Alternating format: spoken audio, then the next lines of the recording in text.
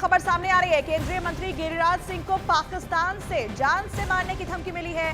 गिरिराज सिंह को WhatsApp call पर जान से मारने की धमकी मिलने का दावा किया गया है। वहीं बीजेपी नेता अमरेंद्र कुमार अमर को भी धमकी मिलने का दावा किया जा रहा है, जिसे लेकर बिहार के बेगूसराय थाने में शिकायत दर्ज कराई गई है। इस वक्त की बड़ी खबर आपको बता रहे हैं, केंद्रीय मंत्री गिरिराज सिंह को पाकिस्तान से जान से मारने की धमकी मिली है।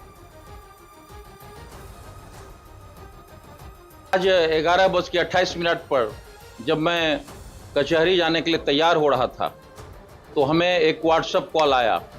मैं व्हाट्सएप कॉल को नहीं ट्रेस कर सका कि ये पाकिस्तान का नंबर है।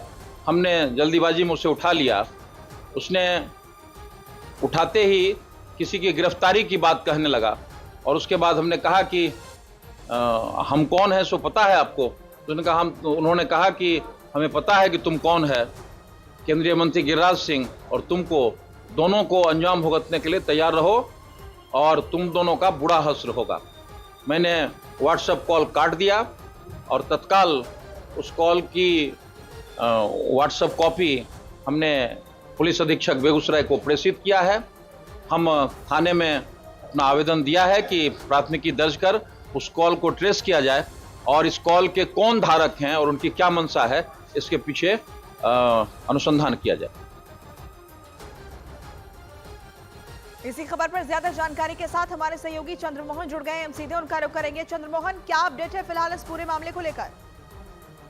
बिल्कुल, देखिए, जानकारी सामने आई है कि केंद्रीय मंत्री गिरिराज सिंह के जो सांसद प्रतिनिधि हैं उनके फोन पर एक कॉल आया जो पाकिस्तान का नंबर बताया जा रहा है और गिरिराज सिंह को जान से मारने की धमकी दी गई। इस मामले में बेगूसराय के नगर थाने में लिखित शिकायत की गई है और उसके बाद से पूरे मामले की जांच चल रही है। और साथ ही जो सांसद प्रतिनिधि हैं उन्होंने जो केंद्रीय मंत्री हैं गिरिराज सिंह, उनकी सुरक्षा और बढ़ाने की मांग की है, क्योंकि गिरिराज सिंह हमेशा जो है वो बेगूसराय आते जाते रहते हैं और इससे पहले भी उनके ऊपर आज से 15 दिन पहले हमला हुआ था। तो ऐसे में जिला प्रशासन पूरे मामले की जांच कर रहा है और साथ ही इसके लिए जो टाउन डीएसपी हैं उनकी एक टीम बनाई गई है। इस नंबर को खंगाला जा रहा है और ऐसे में अगर जरूरत पड़ी तो उनकी और सुरक्षा बढ़ाई जाएगी।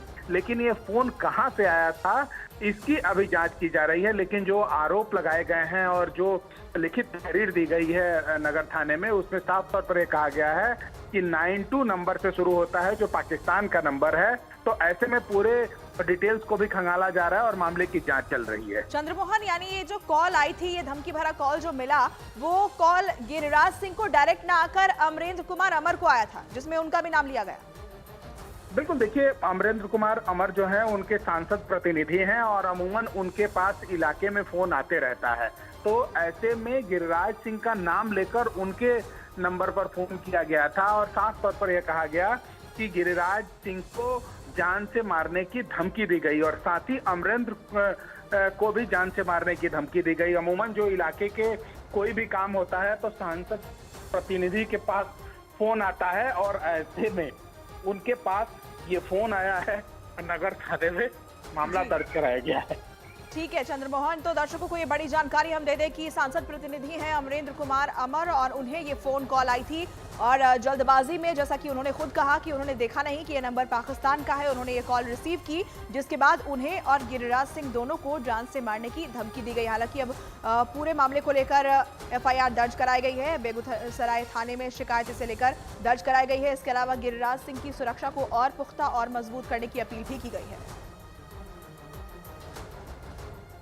11:28 पर जब मैं कचहरी जाने के लिए तैयार हो रहा था तो हमें एक व्हाट्सएप कॉल आया। मैं व्हाट्सएप कॉल को नहीं ट्रेस कर सका कि ये पाकिस्तान का नंबर है।